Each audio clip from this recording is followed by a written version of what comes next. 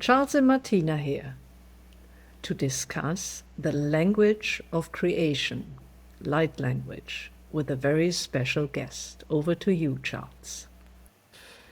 Welcome, everyone. Today we are going to talk about YESHUA and the power of light language. And we have with us today a special guest, Katharina Adari. Is one of our co-teachers at the Namas University, a spiritual university. Welcome, Katharina. Thank you for having me, Charles and Martina. Welcome. Her soul quality allows her to receive, create, and voice light language on an individual level for our Mother Earth, Amaya, and our cosmos during this transitioning and healing time for our Earth. All listeners already hear the voice of Katharina every show or podcast that you listen. The opening intro is from her light language chant. Katharina's abilities have also expanded to painting portals. She's also part of the Namas University artist group that paints portals for everyone. She is a partial walk-in for YESHUA, Mother Mary, Amaya, and God Indra. She receives galactic wisdom in the most unfiltered way by being a walk-in and puts into action the physical and higher realms wishes for our Earth. This is all a lot of introduction, so I'll turn it over to Martina now. Martina. All right, let me start by putting two questions to you. The first basic one is, of course, what is light language? And of course, everyone wants to know, how did YESHUA commission you to work with him on this book on light language? Thanks, Martina. Well, two big questions. Let me start with explaining what light language is. It's the expression of divine light. And what is divine light? It's the will of what our source, our divine eternal creator, wants to do. And we all know by now that the source has sent out many souls to do and accomplish what source wants. So, and we use light language to create, to heal, and to connect. To connect beings, if this is what the divine source wants. And I was doing this actually when I was a child, but I didn't know I was doing light language.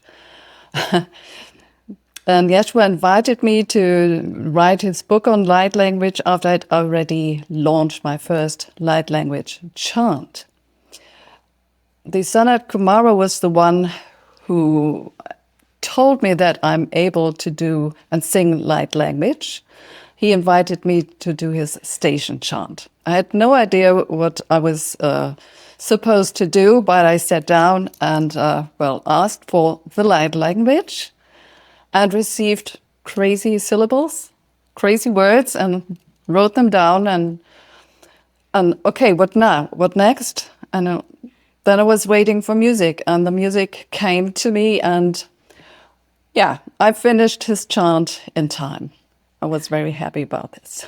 Isn't that interesting, what you just said? As a child, you wouldn't have questioned that. You were already doing this as a child, and now as a grown-up, you put in a kind of filter or kind of, that can't be, and that is crazy.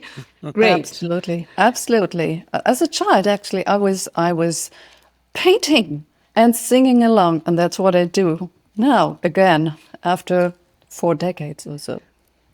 Well, so you were being trained and prepared for the work that you are doing now. That's wonderful. Yeah. So, Katharina, in your book that YESHUA commissioned you to write, you did talk a lot about soul connection and how important that is for your light language work.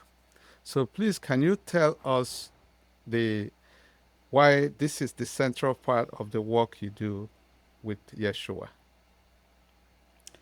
The soul connection is the most important part of our life for all of us. For all of us. So I happened to work and co-create with Yeshua and Mother Mary and my soul. Other people happen to work with their soul and other beings. So, and the soul connection is the central part of this, because we have been sent out by the divine, and we need to listen to the divine plan that we are supposed to unfold in the world. Each one of us, not only I. So everyone can actually directly connect with their own soul and even with higher powers, right? Of course, of course. Good. And may I add to that? It's tempting to say, what do I need my soul contact for? You know, I'm connected to higher beings, but you need someone to verify whom you're actually talking to. Yeah. So you yourself, the incarnated aspect of the soul in the third dimension, and now with the frequency into the fifth, you need, first of all, a kind of protection to make sure that you're actually talking to the one you are thinking you are talking to.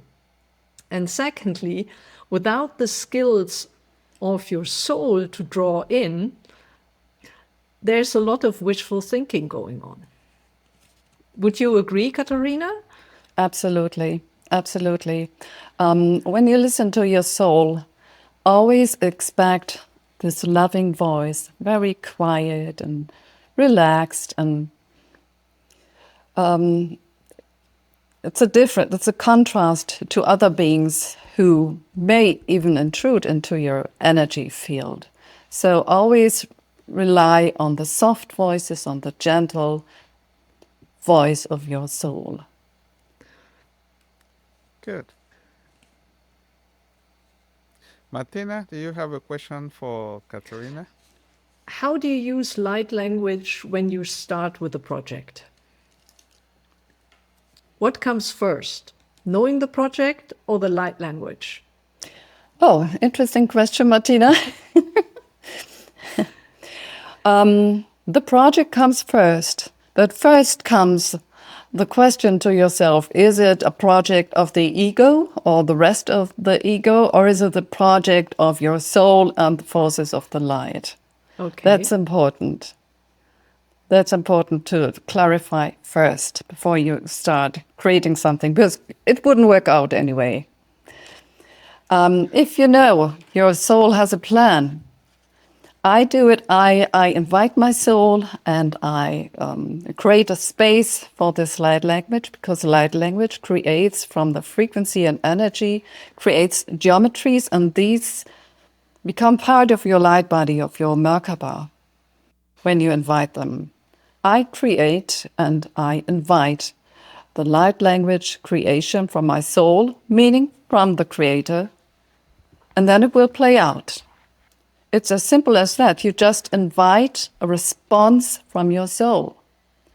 You don't need to receive these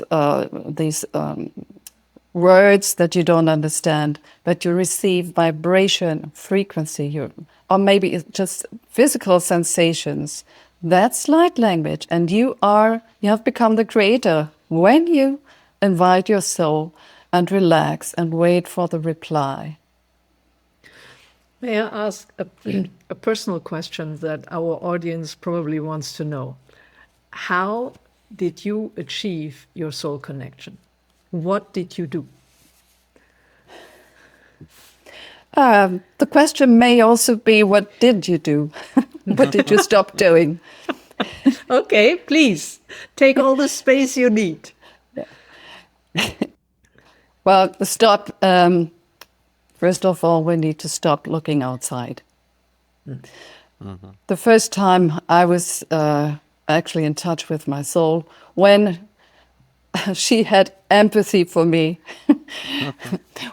when I was physically drained, totally drained, and I didn't know, how to get up in the morning and do my day. And I heard the voice of my soul. That was the first time, and she gave me very clear instructions what to do next. In my case, learning meditation.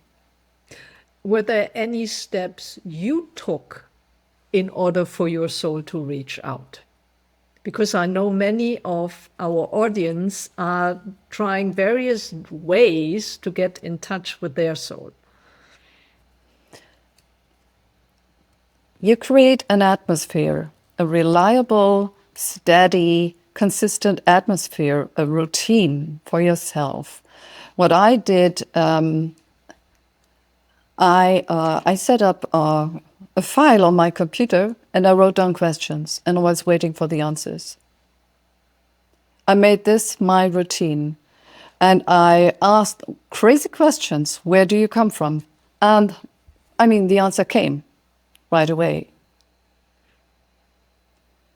My soul told me everything from the first moment I asked my soul.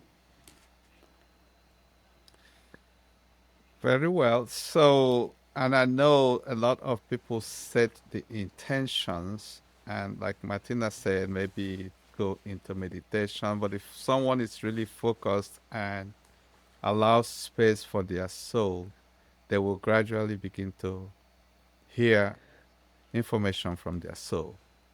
They will. They will. They will. Good.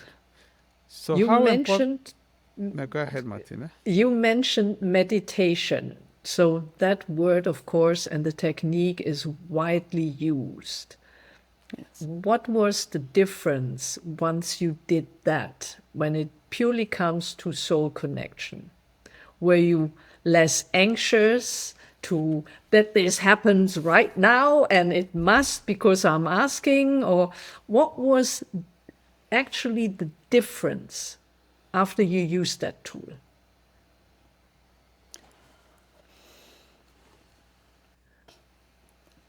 For me, meditation is a means of control. It's a means to control your soul connection. It's a means to create focus.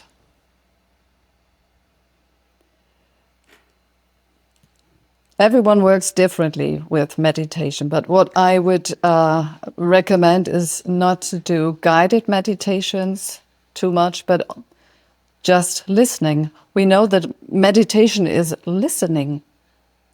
And perhaps your soul will send you even a word of its symphony, a word that describes your essence, a word, a keyword that will send you into meditation. Meditation is just being in contact with your soul and with all that is. I would say it's clearing the channel to really be able to listen, because most of the time the channel is cluttered. Yeah. It's kind of cleansing the tube or the energy frequency, the vibration where your soul really wants to reach you. Yeah. If you don't get any connection, if you don't get into a state, I would say there is something in your energy field and you should clear it. We have a variety of meditations on our channel to help with that. For example, God Shiva or meditations with God Vishnu. So all of these are very helpful to clear your field. Letting go is very easy. Did you also make use of high frequency surroundings? Yes. And it started with visiting a cosmic communication station. Back then, when you published the first book of the Chronicles of SANAT Kumara, I think, one of the first who came there and wanted to meet with YESHUA. That was a high frequency surrounding, but of course I couldn't take it with me, and you were kind enough to provide me with a number of portals. And these portals have their secret power. They're all over my place. Yeah. These portals do their job in the background. Yes. Yeah. And release and lift you up. They're very elevating, depending on the intention that is in the portal. Yeah. Yeah. Thank you, Katharina. We talked about portals a couple of episodes past. Yeah. So I have a question about your book. Your book was very insightful to me. Just the title, Yeshua, is of great interest. And in the book, I picked up a few things that Yeshua said, which I wanted to ask you about. We've talked a lot about light language creation so that you can have a clear channel to what you are creating. So, but some of the things I heard there, I want you to explain some more to the audience. And it's best that they read the book themselves. I'm sure they will pick up a few things. Yeah, they should. It's Yeah. Yeshua's energy in the book. It's so high vibrating. Yeah. So, could you tell me more about why Yeshua said, I am not your savior, you are? Yeah. We help other beings. We help beings that are upstairs to heal. Then they are not here to heal us. We are also here to help them. We are in the unity of all life. And Yeshua is part of a huge team of light beings in any project he's part of. And you can become part of a project too. Yeah, this is an intricate part of the divine play that we work in unity, whether with other beings, with other kingdoms, with animals, with plants, or with light beings or elemental beings in other dimensions. Yeah. So basically, you're saying you can't outsource any responsibility to a higher being. You're part of the cloud. Correct. Right? Yes. Correct. Correct. Yes. And as you used to say, Martina, we shouldn't put them on a pedestal. No. No. They are, well, the guy next door. Yeah. Or the girl next door. But still, there is this practice in the universe of love and respect, to work with one another in a very respectful way. But we are not lesser than them. Yeah. So that is a change from our third D concept of a God, with air quotes, a God, and then somebody you look up to. Yeah. Everyone is a co-equal and have co-equal responsibility, is what I'm surmising from what you've written from Yeshua. Yeah. Okay. Yeah. So the other thing is about unity consciousness. That's something that he talked about a lot, and how important that is in co-creation. Could Yeah. you throw some more light on that for me, He please? actually wrote, it's the eye of the needle. We need to go through the eye of that needle, unity consciousness, because that's the divine play that all play together. And if we don't play, there can be no unity. The divine play is unity. Good, good. Wow, that's interesting. With the way our world is divided in so many things, unity will become the central key point as Yeah. we go into the 5D world Yeah. that is Yeah. here with us. Okay, one final thing is Yeshua said, everything is within you. Could you explain a bit more what he's referring to, that everything is within the individual? Charles, you know, like me, this is a huge question. This is cosmic philosophy. Yeah. My latest observation is we are intricate parts of nature. And nature has infinite expressions. Yes. In the end, we are just a drop of water in a huge ocean of the cosmos. But that water, that drop of water is in us. It's in all molecules. Everything is within us. I think our cosmos is a closed system. You carry the universe in you, the cosmos in you. We are still on the way of finding out more in our Definitely. team. Yeah. It happens along the way that we explore and find out more and more. Yeah, daily, we're finding Yeah. out more and more. Yeah. Well, Katharina, it looks like we're not going to finish our conversation today. I have other Yeah. questions that I want to ask you. So if you don't mind, we'd like to reinvite you for next week and have another conversation with you. So I'll see if Martina has any closing questions or comments. Yes, absolutely.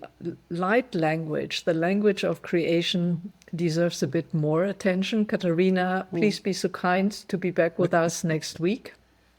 We look forward to exploring this a bit deeper and a bit wider. And until then, thanks a lot and bye-bye, everybody. All right. Bye-bye, everybody.